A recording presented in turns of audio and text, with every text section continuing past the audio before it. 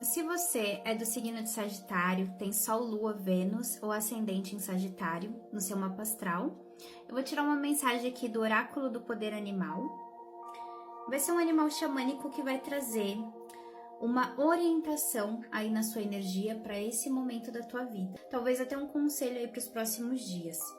Eu vou tirar o animal e eu vou deixar aí na tela escrito, tá? Toda a energia, a mensagem e uma frase de ativação para você ativar esse poder falando em voz alta.